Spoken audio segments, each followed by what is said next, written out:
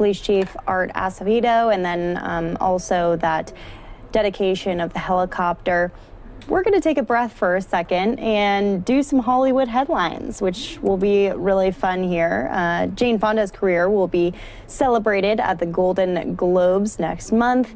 The nominees for the 2021 Spirit Awards have been announced, and much, much more. Fox's Ashley Dvorkin has the latest in the Hollywood nation. We're not the only ones looking. Raya recruits warriors, spirit contenders revealed, and Fonda will receive a coveted award in the Hollywood nation. Jane Fonda is taking home the highest honor at the Golden Globe Awards next month. The Hollywood Foreign Press Association announced the 83-year-old icon will receive the Cecil B. DeMille Award during the ceremony, taking place on February 28th. She joins the ranks of previous winners, including Tom Hanks, Oprah Winfrey, and Jeff Bridges. I'm just not ready to be a mom. Speaking of award shows, the nominees for the 2021 Independent Spirit Awards have been revealed. Leading the pack with 7 nominations is the drama Never, Rarely, Sometimes, Always. Picking up 6 nominations is the autobiographical drama Minari. Next are Ma Rainey's Black Bottom and Nomadland with 5 nods each. And Miss Juneteenth follows with 4. The awards will be handed out live April 22nd on IFC. The world's broken. And Disney has released a new trailer to the upcoming animated film Raya and the Last Dragon. The clip reveals the warrior princess putting together a team of soldiers and an encounter with the mythical dragon she hopes will save her land. The film premieres in theaters and on Disney Plus March 5th. Impressive. Ashley Dvorkin, Fox News. And another breaking news story today. Legendary actress and comedian Cloris Leachman has died at the age of 94. TMZ reports the Emmy and Oscar award-winning actress died of natural causes at her home in Encinitas, California. Leachman's career kicked off in 1946 when she competed in the Miss America pageant as she made her debut in the Actors Studio television series. She was well known for her appearances in the Mary Tyler Moore Show for her role as a housekeeper named Phyllis. Her success in the show led to her getting her very own spin-off dubbed Phyllis, where she won a pair of Emmys and a Golden Globe. During her 7 decades in the industry, she played a number of roles in television shows, including in Young Frankenstein, Malcolm in the Middle, and A Brand New Life. Leachman has been nominated for 22 Emmys and has won a total of 8, which is tied with some other actresses as well, and definitely a woman who will be missed. Again, Cloris Leachman dying at the age of 94. And a different story today, Madame Tussauds in New York is giving people a chance to honor legendary TV host Larry King. The tourist attraction moved their wax figure of King to the lobby, where visitors can pay tribute to him as well as sign a condolence book. The wax figure has been at the museum since 2000 and will remain in the lobby for a week before returning to its regular spot with other wax figures of broadcasters. Well, let's listen in here. Yeah, so here besides me, it's Larry King's figure. He's been here with us since 2000. We unveiled his figure in 2000. Our creative team measured him up, more than 250 different measures. And he's looking exactly like he's looking today, ever since. We have him at the attraction ever since, and today we've decided to put him out on the lobby so people can pay their respects in a free way, so they can come over here, enjoy a little bit of time with the King of Broadcast. King died at a Los Angeles hospital on Saturday. While no cause of death was given, CNN reported in early January that King was hospitalized with COVID-19. So some interesting stories today in Hollywood, and some interesting stories from our sister stations across the country as well. We want to play out some of these as they speak with celebrities about upcoming films. And if you're a Netflix buff, there's definitely a show that you need to be looking out for. So we'll play out some of these stories for you on NewsNOW. 17-year-old social media superstar JoJo Siwa announced that she is a member of the LGBTQ community. Take a listen. In my career, I've always been super happy. My career has always made me super happy. You know, like, tours always made me super happy. Products have always made me super happy. Videos have always made me super happy. Songs have made me always super happy. But like personally, I have never, ever, ever been this happy before. Laura Cantor, Youth Services Manager at the Montrose Center, joins me live now to talk more about this. Laura, thank you so much for joining us. We really appreciate it. As you know, JoJo is one of the youngest celebrities to come out. She is adored by millions of fans, many of whom are under the age of 13. So what do you think this does? What is the impact on young children and their parents with her announcement? Impact is really, really huge. She has a massive following, as you said. She's loved by youth and by parents. She's seen by many parents as a positive role model for their children. And her coming out in a public way like this really helps to normalize being LGBT for parents and for youth. And that's a really great thing. We even talked about this in our youth group last night, and all of the youth who were there agreed that they were thrilled that this young woman who has such a young following is going to have an impact on younger kids. And Siwa has not yet put a label on her sexual orientation. She has gotten some hateful comments. I'm going to read this one to you. One mother wrote, "My daughter will never watch you again."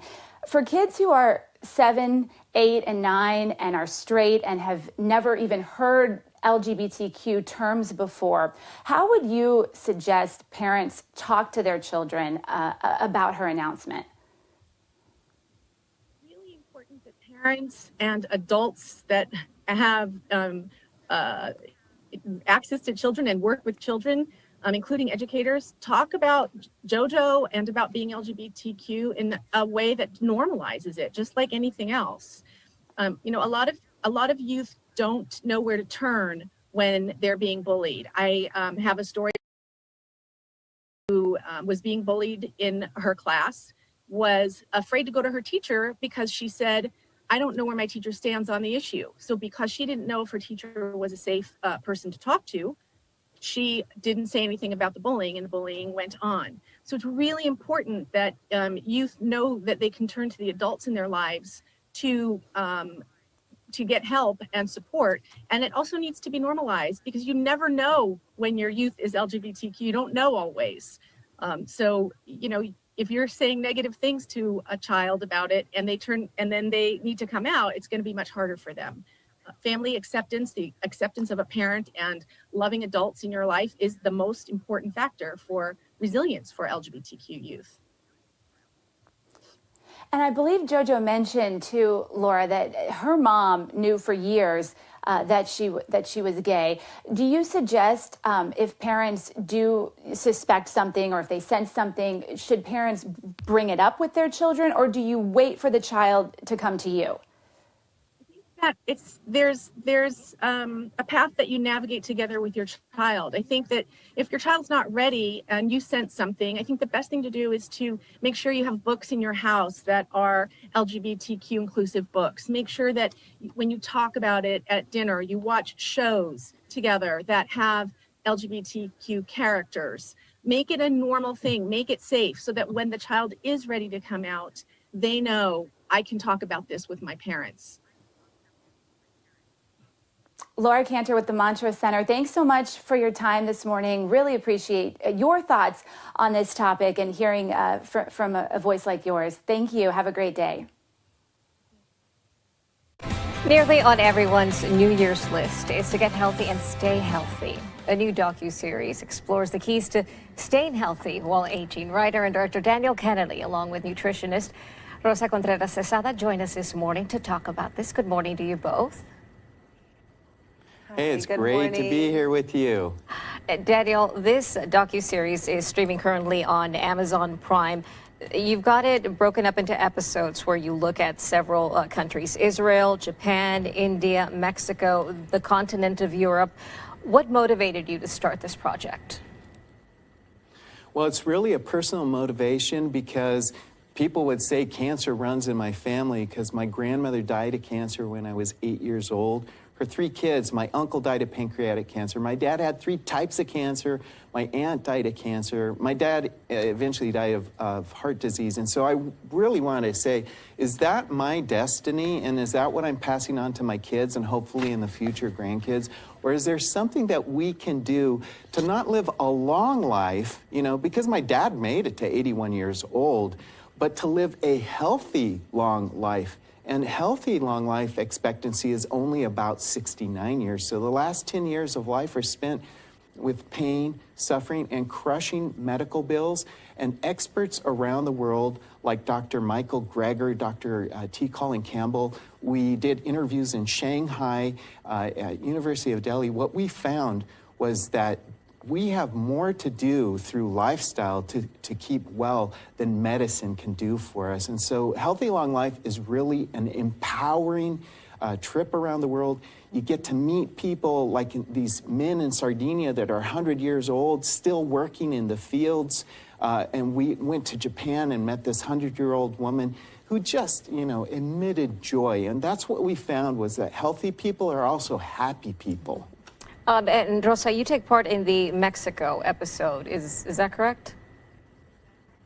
Yes, also in the Japan one, but yes, in Mexico too. Okay, the information I have here is that you are from Mexico and that you are in there. So let's talk about your specialty. You supervise a nutrition program at Oasis of Hope Hospital for cancer patients. Why did you want to take part in this? Well, one, I love to travel and I just love to learn about different things that, you know, all other countries are doing too. And one of the main things that we learned was that everybody is actually eating real food. And that is so, so important. Like everybody says, let food be thy medicine, but we see it around the world that people that eat real food, not processed, not out of the box, not fast food, or, you know, all those sugary drinks and things like that, actually does make an impact in your immune system, in your body, and it does help you live a healthier, longer life. Daniel, Rosa talks about food, how food is medicine, real food. Healthy Long Life has a free cooking app where you are able to give people information and the tools to live this long, healthy life. Yeah, so we're blessed to have a kitchen studio, and Rose and her team make all of the recipes. And at Oasis of Hope Hospital, where the studio is, we also teach the patients how to cook foods that will fuel the body to make your body a cancer-fighting machine, to reverse diabetes and heart disease. But, you know, it's one thing to say, well, our recipe app has these delicious things, but then we talk to the experts. We talk to the director of nutrition at the World Health Organization in Geneva, Switzerland, at the director of the Israeli Health Ministry of Nutrition. And Dr. Clapper also told us how the nutrients in food are what talk to the cells in our bodies. And Dr. Dean Ornish said that they've identified over 500 genes that can be turned on or off just depending on the food that you eat. And like Dr. Michael Clapper said, when you eat a bite of food, the nutrients in that food, either good or bad, are going to play your DNA like a piano. Yeah, they play a role in how your body feels and how it performs and how it ages. Absolutely. Once again, the docuseries is Healthy Long Amazon Prime. Most of the episodes are about 40 minutes long, so it really it's worth the binge, the good visual binge. Thank you so much to you both. Have a great day. Yeah, you can have a visual binge, and hopefully you're going to binge on some healthy food. Some carrots our or some recipe oranges. app is there on healthylonglife.com. Yes. Welcome back. All American, the hit show about a high school football player in South LA, is back for season 3. And there's some new faces this season. Latina actress Alondra Delgado plays Vanessa Montez, the daughter of the new head coach and the confident new girl at school. This is Vanessa Montez. She's the new football coach's daughter. Olivia was the old football coach's daughter. Still am. He isn't dead. Hi. Wait, what are you doing here? I literally just told you she's starting school here. Unless you're not some 21 Jump Street narc, are you? Not that I know of. I've got to get to class. Sorry, Olivia's normally pretty normal. Must be the whole coach's daughter thing. Speaking of which, has your dad met the team? They can be tough, but I'm sure your dad's tough too. He is, but not as tough as my mom. Oh, I wonder what that means. Alondra joins us live this morning to chat more about the show. Good morning. Good morning. I'm so excited to be here this morning. We're so excited to have you. So All American, it really has become such a hit show for the CW. What has it been like to join the cast this season? It's been great. Like, I was so nervous at the beginning because I'm a fan myself, but it's been great. Everyone is so friendly and nice. So it's been a great experience and a learning experience as well. Oh, I love that. And I know you can't give away too much about the season, but your character apparently has a history with one of her new classmates. Can you tell us, is this a good history or a bad history? Are you able to tell us anything about that? It is a good history. I mean, from my point of view, obviously. We did introduce Vanessa last week, so we do know that she has met Asher before. So there's a little bit of drama with her entrance to this show. Ooh, okay. We're going to have to stay tuned for more of that, of course. And some viewers might also recognize you as Monica on the FX spinoff of Mayans MC. What has it been like working on that show? It's been great. Mayans was my first TV show here when I moved from Puerto Rico. So I started off as a co-star, and now I've been bumped up into a guest star. So I'm still working with them now in season 3. And it's been great. There's a lot of Hispanic people, so it's great to be representing with them. Absolutely. 2 hit shows at one time. Oh, my goodness. During the middle of a pandemic. What's that like? I know. In the beginning of the year, there was no auditions or no anything, but I've been really blessed since November when I booked All American. It's been great. It's very different. But I've been working a lot, so I'm very grateful and blessed. Well, that's wonderful to hear. And you've worked behind the scenes, too, which I think is awesome. You've been writing and producing several short films. What is it about the development of some of those projects that you enjoy so much behind the scenes? I just find that there's so many different things that you learn being a writer and a producer, and you respect the art of filmmaking a lot more when you're working behind the camera and understanding the whole process of getting a film together. So it's great. You learn a lot, and there's a lot of stories that need to be told in every single aspect. Oh, it's so smart. And yeah, and I'm sure it can only help you translate, your art of acting too. And what is next for you? We've got these 2 shows right now, but what should we keep an eye out for in the future for you? I also have 2 feature films coming out. One is named Amy, and one is named Safe House, which I'm the lead role, and it's an action film where you guys are gonna get to see me doing my own stunts and very different things than what I usually do. Oh, that's so exciting. Alondra, thank you so much for joining us, and best of luck in the future. We're going to be keeping our eye out for some of those shows and films, that's for sure. Yeah, thank you for having me. Thank you. Have a wonderful day. And our thanks also to the CW for help with today's interview. You can watch All American and Alondra there Mondays on the CW. This is a question that I've never really asked before as a journalist. I know actors get this question a lot. When you see the end of the trailer, it says Academy Award winner, and then all 3 of your names. And it's truly incredible to think about all 3 of you have won Oscars for acting and supporting acting performances. And because of the circumstances we're in right now and being home, I just genuinely would love to know where you keep your Academy Award. Is it something you keep in your office? Is it something that you see on a daily basis? I'm just genuinely interested. Mr. Washington, I'll start with you. I know you won for Glory and Training Day, but where do you keep it? Here's the most egotistical answer you could ever get. People say, where do you keep your Oscar? I said, next to the other one.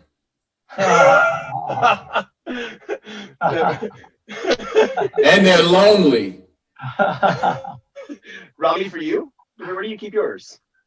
By itself.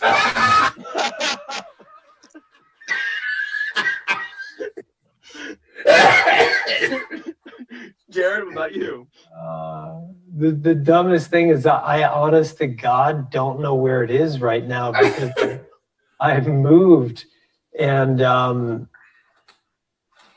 had this crazy house in LA that was rather easy to lose something in. It's kind of industrial property, but I honestly don't know where it is right at the moment. But that's okay, you know. I know where it is. It's at Rami's house. Keeping Rami's company.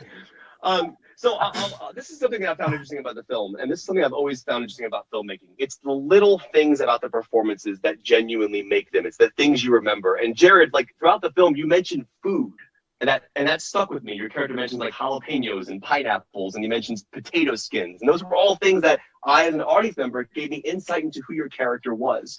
So I'll ask each of you, Mr. Washington, I'll start with you. What are some little things that you've added to performances throughout the years in your characters that were like, that gave you so much for the character? A little detail that you would add into a performance that would actually help you understand who the character was. I'll start with you, Mr. Washington. In this case, it was ice cream.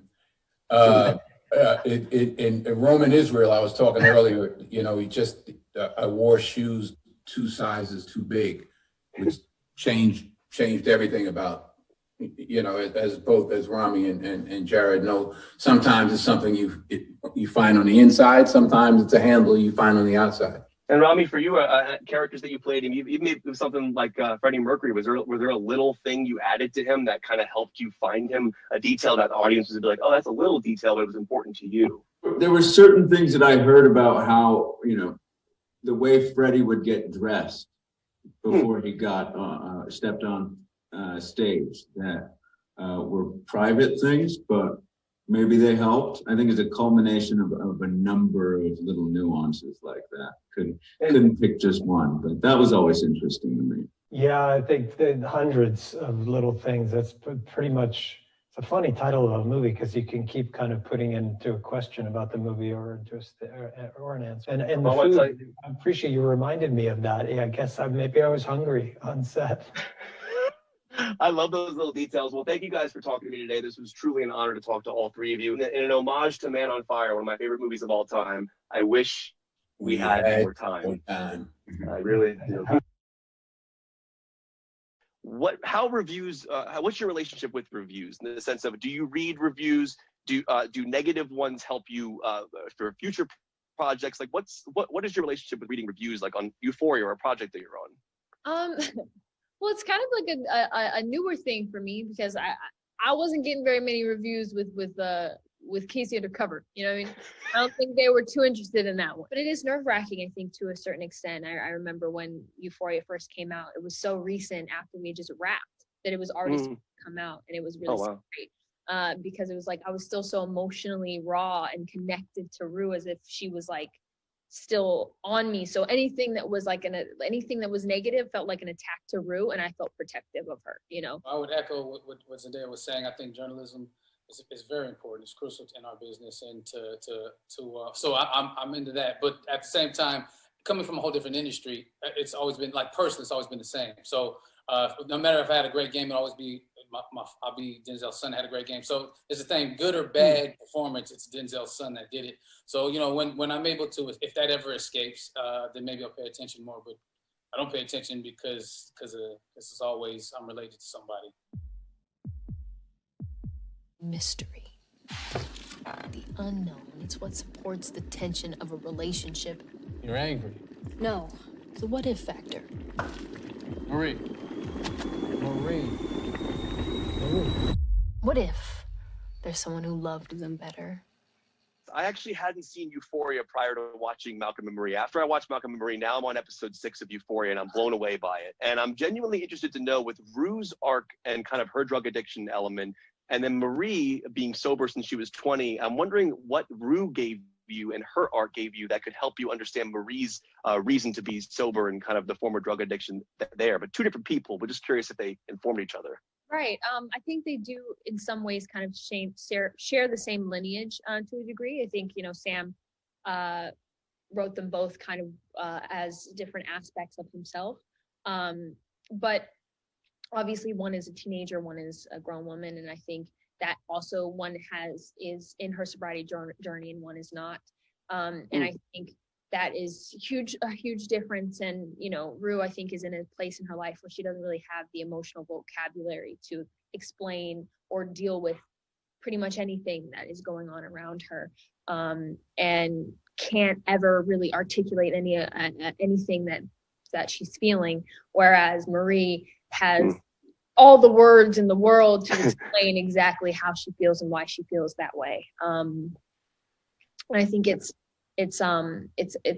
interesting because Rue deals with, as a character, I deal with her in a lot of silence, but this was fun to kind of just speak, you know, learn all these words and and go back and forth with John David, it was so much fun. Really, it was like an actor's dream for me. Well, congratulations to you both. I actually just interviewed your father an hour ago for Little Things. This has been kind of a crazy day. Yeah. So it was him. It was him, Rami Malek, and Jared Leto on one Zoom for 5 minutes. It was crazy.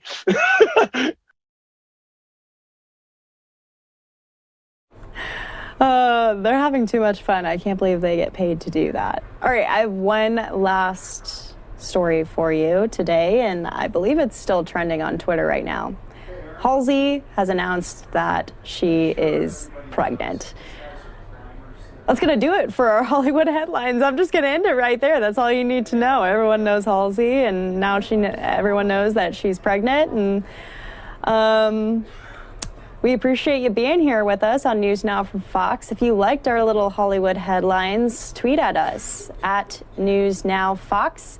I'm Daytona Everett. You can find me on Twitter at Daytona News Now. We like to bring you all of the events that are happening throughout the day, coronavirus headlines, breaking news, politics. Sometimes it's nice to take a little breath and cover some entertainment and sports. So we're going to be doing a lot more of that here on the evenings on News Now, as myself and Andrew Kraft are pretty much going to be leading that coverage throughout the night from here on out. And we're very excited to be doing that with you all. I'm going to send some of you off to a 2-minute commercial break. When you come back, we have more stories to get to and headlines that we haven't been able to touch on. So we'll see you in 2 minutes.